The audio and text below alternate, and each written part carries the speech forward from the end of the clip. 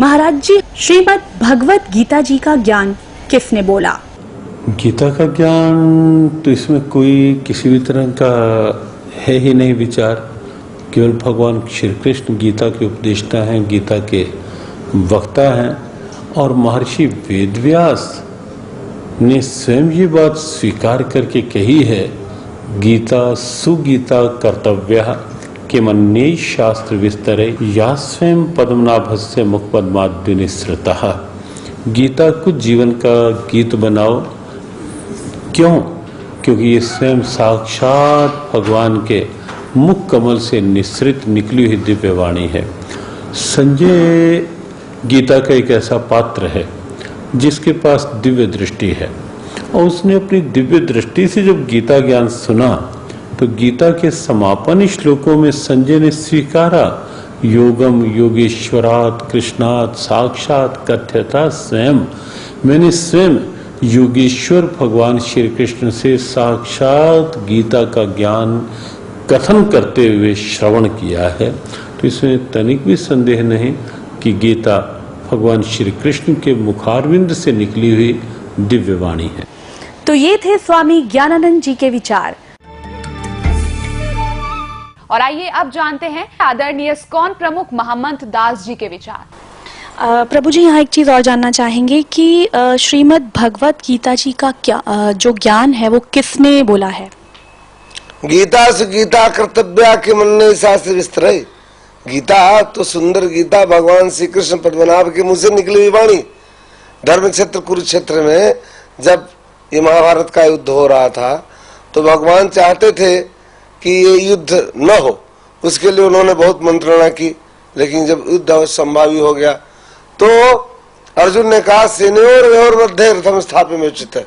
हे अच्युत, दोनों सेनाओं के मध्य में इस रथ को ले चलो। जब उन्होंने देखा कि हमारे इष्ट मित्र, हमारे जो पूज्य हैं द्रोणाचार्य, कृपाचार्य और भीष्म पितामह इत्यादि रणांगण में खड़े हुए हैं, तो उन्होंने कहा कि नहीं नहीं, मैं युद्ध नहीं कर सकता। भिक्षार्चन करके मैं अपने जीवन का निर्वहन कर लूंगा, लेकिन मैं इन जो पूज्य व्यक्ति हैं उनका इस रणांगण में, इस रण के मैदान में मैं उनके ऊपर अस्त्र नहीं चला सकता। तब भगवान ने भगवत गीता का प्रवचन किया। फिर 5000 साल के बाद ये लुप्त प्राय हो गई। तभी वही दिव्य ज्ञान ऐसी भक्तिवेदांत स्वामी श्रील प्रभुपाद जी पूरे विश्व में इस गीता का आवंटन कर रहे हैं। मुक्त कंठ से पूरे विश्व को 100 भाषाओं में गीता का ज्ञान दे रहे हैं। ये थे आदरणीय इस्कॉन प्रमुख महामंत्र दास जी के विचार। और आइए अब जानते हैं जगत गुरु तत्वदर्शी संत रामपाल जी महाराज के विचार। दंडवतम गोविंद गुरु बंधु अविजन सोए, पहले भये प्रणाम तिन नमो जो आगे होए। पुण्यात्माओं, अभी तक आप जिससे भी बात करते हो कि श्री गीता जी का ज्ञान किसने बोला, तुरंत कह देते हैं, तपाक से कह देते हैं श्री कृष्ण जी ने बोला। इसमें कोई दो राय नहीं है। ये बिल्कुल अज्ञानी है, इनको क्या इनका पता नहीं किसी चीज का। अब देखिए, श्री कृष्ण जी ने कहा कि मैं तो गीता के बारे में जानता नहीं, मैंने क्या बोला था। क्योंकि जैसे कोई प्रेत किसी में प्रवेश कर जाता है, वो प्रेत बोलता है, उसके निकलने के बाद फिर वो आत्मा को पता नहीं होता कि मैंने क्या बोला था, और ही बताया करते हैं आपने ऐसा बोला था, तो तू ऐसे बोल रहा था, तू ऐसे कह रहा था, और वो बोल रहा था भूत। तो ऐसे ये प्रेतवत प्रवेश करके श्री कृष्ण जी में यो काल गीता का ज्ञान बोल गया। ये देखिएगा, संक्षिप्त महाभारत द्वितीय खंड गीता प्रेस गोरखपुर से प्रकाशित है। व्यास जी, वेद व्यास जी इसके राइटर हैं। इसके 667 पृष्ठ पे इसके संपादक हैं जयदयाल गोविंदका, जो गीता जी के अनुवादक भी हैं। संपादक तथा संशोधक गीता प्रेस गोरखपुर, गीता प्रेस गोरखपुर से प्रकाशित और मुद्रित है। इसके 667 पृष्ठ पर हम चलते हैं। ये देखिएगा, ये है 667 पृष्ठ। श्री कृष्ण का अर्जुन से सिद्ध महर्षि और कश्यप का संवाद। जन्मेजय ने पूछा, ब्रह्मन शत्रुओं का नाश होने के बाद जब महात्मा श्री कृष्ण और अर्जुन सभा में बैठकर वार्तालाप कर रहे थे, उस समय उनमें क्या क्या बातचीत हुई। वैशंपायन जी कहते हैं, राजन, श्री कृष्ण के सहित अर्जुन ने जब अपने राज्य का पूरा अधिकार प्राप्त कर लिया तो वे दिव्य सभा भवन में आनंद के साथ रहने लगे। एक दिन स्वजनों से घिरे हुए वे दोनों मित्र स्वेच्छा से घूमते घूमते सभा मंडप के ऐसे भाग में पहुंचे जो स्वर्ग के समान सुंदर था। पांडव नंदन अर्जुन श्री कृष्ण के साथ रहकर बहुत प्रसन्न थे। उन्होंने एक बार उस रमणीय सभा की ओर दृष्टि डालकर भगवान से ये वचन कहा, देवकी नंदन, जब युद्ध का अवसर उपस्थित था उसमें मुझे आपके माध्यम का ज्ञान और ईश्वरीय स्वरूप का दर्शन हुआ था, किंतु केशव, आपने स्नेहवश पहले मुझे जो ज्ञान का उपदेश किया था वह सब इसमें बुद्धि के दोष से भूल गया है। यानी जो गीता ज्ञान सुनाया था युद्ध के दौरान, अब मैं भूल गया। अर्जुन बोल रहा है, उन विषयों को सुनने के लिए बारंबार मेरे मन में उत्कंठा होती है कि वो ज्ञान गीता वाला मुझे फिर सुना दे, मैं सुनना चाहता हूँ। इधर आप जल्दी ही द्वारका जाने वाले हैं, अतः पुनः वह सब विषय मुझे सुना दीजिए। पुण्यात्माओं, अर्जुन भगवान श्री कृष्ण जी से कह रहे हैं कि भगवान, जो गीता जी का ज्ञान आपने युद्ध के दौरान सुनाया था उसको मैं भूल चुका हूँ और वही ज्ञान मुझे फिर सुनाइए, मेरी बहुत प्रबल इच्छा है सुनने की। अब श्री कृष्ण जी क्या कहते हैं देखना, इधर आप जल्दी ही द्वारका जाने वाले हैं, अतः पुनः वह सब विषय मुझे सुना दीजिए, अर्जुन ने कहा। अब वैशंपायन जी कह रहे हैं कि अर्जुन के ऐसे कहने पर वक्ताओं में श्रेष्ठ महातेजस्वी भगवान श्री कृष्ण ने उन्हें गले से लगाकर इस प्रकार उत्तर दिया। श्री कृष्ण बोले, अर्जुन, उस समय मैंने तुम्हें अत्यंत गोपनीय विषय का श्रवण कराया था। अपने स्वरूप भूत धर्म सनातन पुरुषोत्तम तत्व का परिचय दिया था और नित्य लोकों का भी वर्णन किया था, किंतु तुमने जो अपनी नासमझी के कारण उस उपदेश को याद नहीं रखा, यह जानकर मुझे बड़ा खेद हुआ है। उन बातों का अब पूरा स्मरण होना संभव नहीं जान पड़ता। पांडव नंदन, निश्चय ही तुम बड़े श्रद्धाहीन हो, तुम्हारी बुद्धि अच्छी नहीं जान पड़ती। अब मेरे लिए उस उपदेश को ज्यों का त्यों दोहरा देना कठिन है, क्योंकि उस समय योग युक्त होकर मैंने परमात्म तत्व का वर्णन किया था। पुण्यात्माओं, अब श्री कृष्ण जी अर्जुन पर तो डांट मार रहे हैं, धमका रहे हैं कि तू बड़ा श्रद्धाहीन है, तेरी बुद्धि अच्छी नहीं है, तूने याद क्यों नहीं रखा गीता जी के ज्ञान को। और स्वयं कह रहे हैं, अब मुझे वो पूरा फिर याद नहीं आ सकता। कोई बात हुई है? इसे सीधे श्री कृष्ण जी ने कह का भी नहीं पता था कि गीता में मैंने बोला क्या है। पुण्यात्माओं, अब ये दास सत्संग कर रहा है जिस विषय पर, और आप सुन रहे हो, जो प्रथम बार इस ज्ञान को सुनेगा उसको 20% याद रहेगा मुश्किल से। और मैं वक्ता हूँ, अपनी होश में बोल रहा हूँ, तो मुझसे कभी सुन लेना, उसी समय सुना दूंगा, क्योंकि मैं अपने होश में बोल रहा हूँ। और आप मुझसे पूछो कि वो सुनाना वो विषय जो उस दिन सुनाया था, और मैं कहूँ तुमने याद क्यों नहीं रखा, मुझे याद नहीं। इससे सिद्ध है कि मैंने बोला ही नहीं, यानी किसी और कोई भूत बोल गया मेरे अंदर आकर के, तब मैं ऐसी बातें कह सकता हूं। तो ऐसे ही श्री कृष्ण जी में काल बोल रहा था। ये काल कौन है? ये 21 ब्रह्मांड का स्वामी है, ब्रह्मा विष्णु महेश का पिता है, दुर्गा इसकी पत्नी है, ब्रह्मा विष्णु महेश की माता दुर्गा है। ये काल जो है, इसने गीता जी अध्याय नंबर 4 के श्लोक नंबर 5 और 9 में ये स्पष्ट किया है कि अर्जुन तेरे और मेरे बहुत जन्म हो चुके, तू नहीं जानता, मैं जानता हूं। मेरे जन्म और कर्म अलौकिक हैं, दिव्य हैं। अब कैसे कर्म दिव्य हैं? अब जैसे श्री कृष्ण में प्रवेश करके भूत की तरह, प्रेत की तरह अपना उल्लू सीधा कर गया, नाश करवा दिया। अर्जुन नटे, कृष्ण नटे, मना करे हम नहीं करते ऐसे युद्ध ना। पहले कृष्ण जी भी मना करे थे कि नहीं ऐसा जुल्म नहीं करना चाहिए, और यहां तक प्रतिज्ञा कर ली थी महात्मा ने, श्री कृष्ण जी ने, कि मैं युद्ध नहीं करूंगा, हथियार भी नहीं उठाऊंगा, क्योंकि युद्ध नहीं चाहते थे। वो बड़े शांत प्रिय महापुरुष थे, सतोगुण भगवान है। लेकिन काल ने उसमें प्रवेश किया और अर्जुन को डराया, भयंकर रूप दिखा करके। डरते अर्जुन ने स्वीकृति दे दी, हाँ मैं आपसे सहमत हूं और युद्ध करूंगा। उसने जान लिया कि यदि एक बार फिर ये विराट रूप दिखा दिया तेरा कलेजा फट जाएगा, इसलिए युद्ध करना ही उसने अपना हित समझा। तो अभी आपको दिखाते हैं इसके जन्म और कर्म कैसे अलौकिक हैं, ये कर्म कैसे अलौकिक करता है। देखिएगा श्री विष्णु पुराण, गीता प्रेस गोरखपुर से प्रकाशित। इसके संपादक कौन है? अनुवादक हैं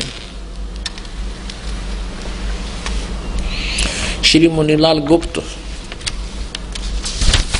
और प्रकाशक गीता प्रेस गोरखपुर, और मुद्रक भी यही है, प्रकाशक भी यही है। अब देखना इसके 233 पृष्ठ पे ये चतुर्थ अंश अध्याय नंबर 2 पृष्ठ नंबर 233 पे, या नीचे आइएगा।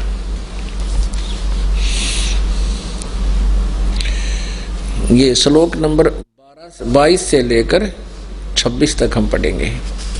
पूर्व काल में त्रेता युग में एक बार अति भीषण देव असुर संग्राम हुआ, देवताओं और राक्षसों का युद्ध हुआ। उसमें महाबलवान दैत्यगण से पराजित हुए देवताओं ने भगवान विष्णु की आराधना की। अब इन देवताओं ने आराधना तक की विष्णु की, और आ गया युग काल विष्णु रूप धारण करके। ये कहता है चतुर्भुज रूप भी बड़ी मुश्किल से अपनी कृपा से किसी किसी को दिखाता हूं। तब आदि अनंत शून्य अशेष जगतपति पालक श्री नारायण ने देवताओं से प्रसन्न होकर कहा, आप लोगों का जो कुछ भी अभिष्ट है वह मैंने जान लिया है। उसके विषय में यह बात सुनिए। राज ऋषि ससाद का जो पुरंजय नामक पुत्र है, उस अक्षत्रिय श्रेष्ठ के शरीर में मैं अंश मात्र से अवश्य अवतीर्ण होकर, यानी भूत की तरह प्रवेश कर उन संपूर्ण दैत्यों का नाश करूंगा। अतः तुम लोग पुरंजय को दैत्यों के युद्ध वध के लिए तैयार करो, यानी वहां पुरंजय को खड़ा कर लो युद्ध में, मैं उसमें प्रवेश करके सब न मार दूंगा।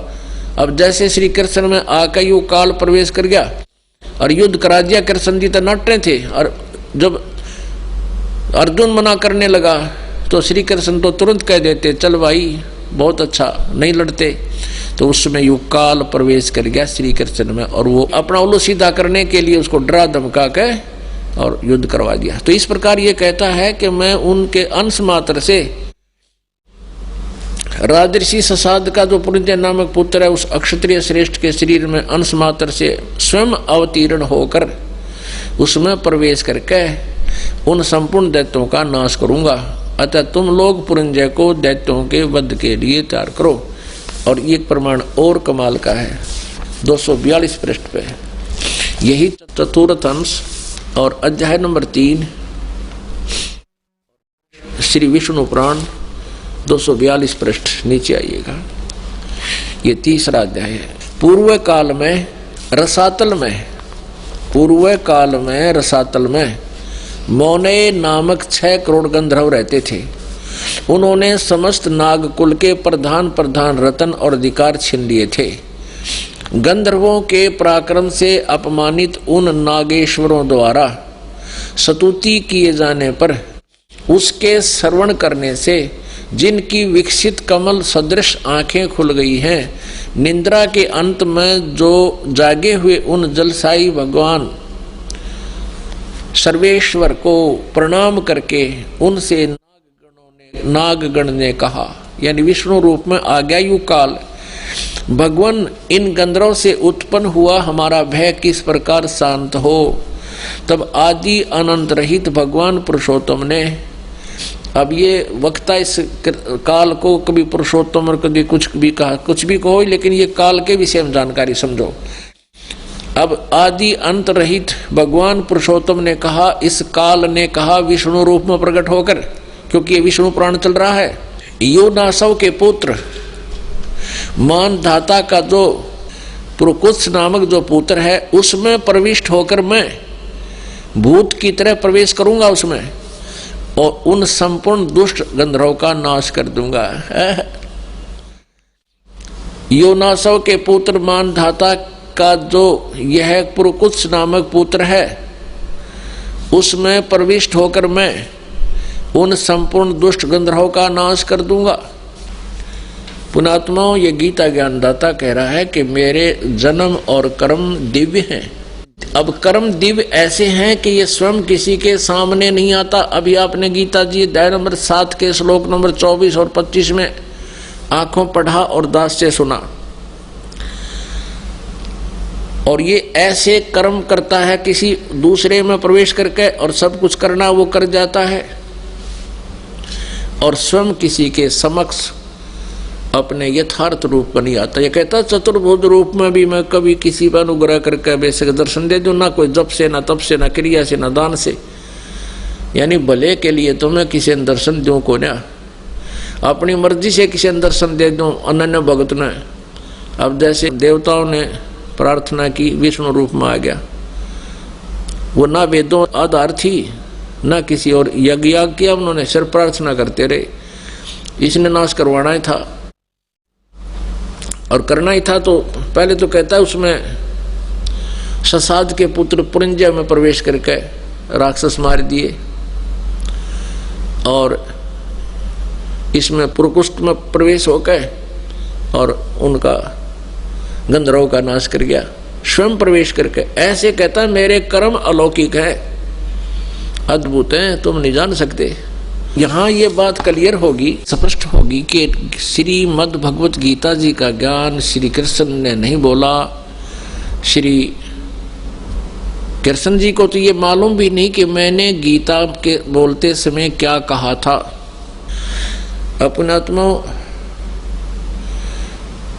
ये एक तत्व ज्ञान है। ये पवित्र श्रीमद् भगवत गीता लगभग 5000 वर्ष से पहले 5500 वर्ष के आसपास ये लिपिबद्ध की गई थी, और पवित्र हिंदू धर्म इसको शिरोधार्य मानता है और बहुत ही उत्तम शास्त्र है। लेकिन इसमें वास्तविकता क्या है ये नहीं परिचित थे, इसको नहीं जान सके। और पुण्यात्मा अपने घर में औषधियों की बुक रखी है और वो बहुत ही अच्छी जानकारी है, लेकिन हम समझ नहीं सके। उसकी इक्वेशन उसका अलग से बना लिया गलत, उसको औषधियां तैयार करके हम विनाश को प्राप्त हो गए, रोग नाश नहीं हुआ। तो अब इस दास के ऊपर कृपा की परमात्मा ने, ये वही अनमोल सदग्रंथ श्रीमद् भगवत गीता अपने पास है, हम सभी शिक्षित हैं। इस शिक्षा का अब हम लाभ उठाएंगे और परमात्मा पाएंगे। अपनात्मा प्रमाण के बिना आप नहीं मान सकते, क्योंकि लोक वेद आप जी ने बहुत सुन रखा है, और उस लोक वेद को वो जो अज्ञान था, अधूरा ज्ञान था, उसको हटाने के लिए, उसका नाश करने के लिए ये तत्व ज्ञान सुनाना पड़ रहा है, और साथ में ये प्रमाण आपके समक्ष प्रस्तुत करने पड़ रहे हैं, और फिर आप इस तत्व ज्ञान को स्वीकार करके अपना कल्याण करा पाओगे। अब एक और प्रमाण देते हैं कि महाभारत में प्रमाण है कि श्री कृष्ण जी ने कौरवों की सभा में अपना विराट रूप दिखाया था। तो इससे भी आपको प्रमाणित हो जाएगा। ये देखिएगा, संक्षिप्त महाभारत प्रथम खंड गीता प्रेस गोरखपुर से प्रकाशित है।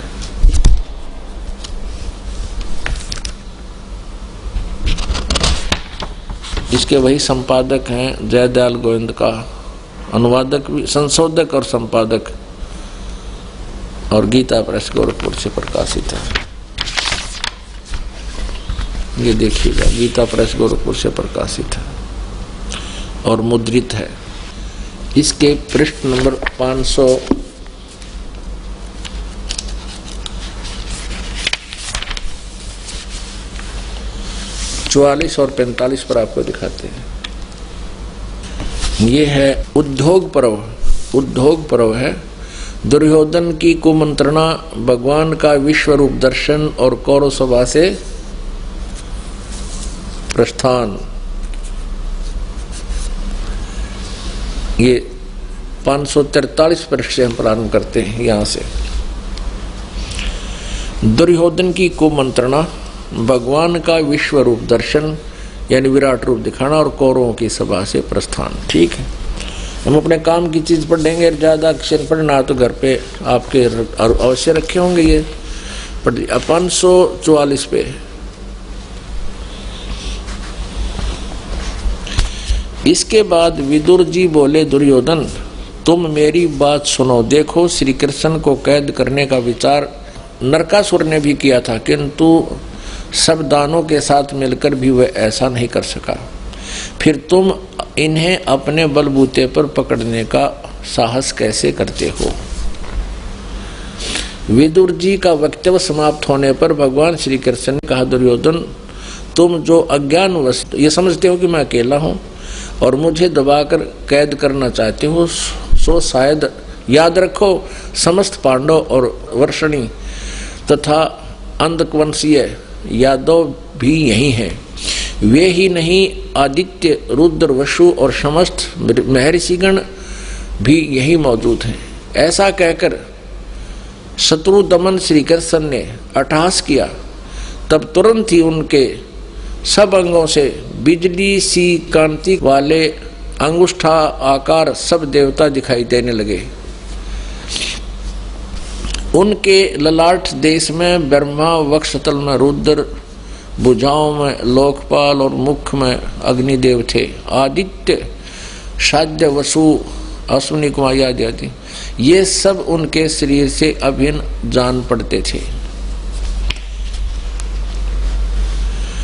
श्री कृष्ण के इस भयंकर रूप को देखकर सब राजाओं ने भयभीत होकर नेत्र मूंद लिए। केवल द्रोणाचार्य, भीष्म, विदुर, संजय और ऋषि लोग ही उसका दर्शन कर सके, क्योंकि भगवान ने उन्हें दिव्य दृष्टि दे दी थी। पुण्यात्माओं, अभी तक आप जिससे भी बात करते हो कि गीता जी का ज्ञान किसने बोला, तुरंत कह देते हैं, तपाक से कह देते हैं श्री कृष्ण जी ने बोला। इसमें कोई दो राय नहीं है। ये बिल्कुल अज्ञानी है, इनको क्या इनका पता नहीं किसी चीज का।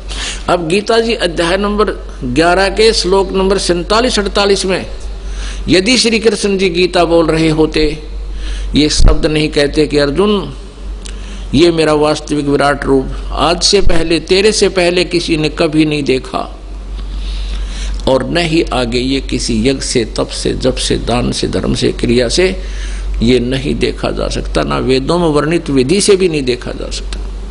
इति सिद्धम कि श्री गीता जी का ज्ञान नहीं बोला श्री कृष्ण भगवान, ये तो काल ने बोला। तो पुण्यात्माओं, ये जितने भी हिंदू धर्म के ब्राह्मण, गुरु, ऋषि, महर्षि थे और वर्तमान में हैं,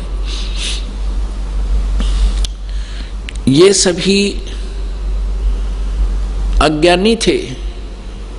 ये धार्मिक टीचर कहलाते थे, लेकिन अपने सिलेबस से परिचित नहीं थे। जो टीचर अपने सिलेबस से परिचित नहीं है, अपने पाठ्यक्रम की पुस्तकों में लिखे विवरण से परिचित नहीं है, तो वो टीचर व्यर्थ है, वो ठीक नहीं, वो अध्यापक ठीक नहीं, वो विद्यार्थियों का नाशक है, उनके जीवन को व्यर्थ कर रहा है। ठीक ऐसा ही आचरण ऐसा ही व्यवहार अभी तक के हिंदू गुरुओं का था रहा। अब इस दास पे कृपा की है परमेश्वर ने इस यथार्थ ज्ञान को आपके समक्ष पहुंचाने की, और इसमें ये वही अज्ञानी गुरु लोग आपको भ्रमित करते रहते हैं कि रामपाल झूठ बोलता है। ऐसे ही परमेश्वर कबीर जी के साथ किया था इन लोगों ने। आज से 600 वर्ष पहले लगभग जो परमात्मा सन 1398 से 1518 तक यही लीला करके गए थे, ये तत्व ज्ञान समझाया करते थे, जो आज दास आपको बता रहा है और सभी सदग्रंथों में प्रमाणित है। उस समय के ब्राह्मण, गुरु, ऋषि जितने भी अपने रोजी रोटी चला रहे थे वो परमात्मा से एकदम खिन्न हुए और पूरे समाज को भगवान का विरोधी बना दिया था कि कबीर तो अशिक्षित है, ये झूठा है, ब्रह्मा विष्णु महेश के विषय में ये गलत उठपटांग बातें करता है, ये वेदों और गीता और पुराणों से परिचित नहीं है क्योंकि इसको अक्षर ज्ञान नहीं है, ये संस्कृत भाषा नहीं जानता।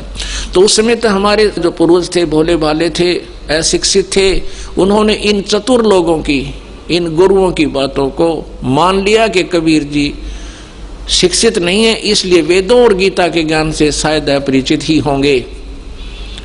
और ये गुरु लोग जो संस्कृत जानते हैं और सभी शास्त्र संस्कृत भाषा में लिपिबद्ध हैं, इसलिए इनकी दाल गली रही।